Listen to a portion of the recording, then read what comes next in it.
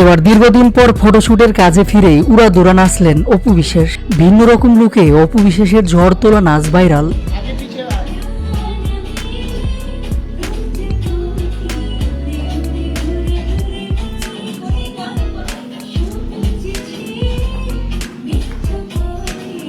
দীর্ঘদিন প্রকাশ্যে ছিলেন না অপু বিশ্বাস। এরপর গত সপ্তাহে প্রথমবার লাইভে এসে ভক্তদের সামনে আসেন বাংলা সিনেমার এই জনপ্রিয় নায়িকা।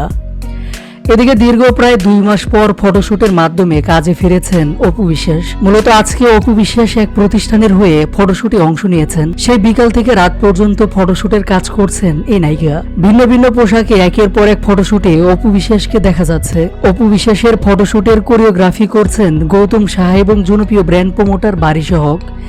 এদিকে ফটোশুটের সময় নিজের লাল শাড়ি সিনেমার বেশ কিছু জনপ্রিয় গানে চিত্রনায়িকা অপু বিশ্বাসকে নাচতে দেখা গেছে। ডানা মেলে প্রজাপতি গানে এভাবে নাচতে দেখা গেল এই ঢালিউড কুইন খ্যাত নায়িকাকে।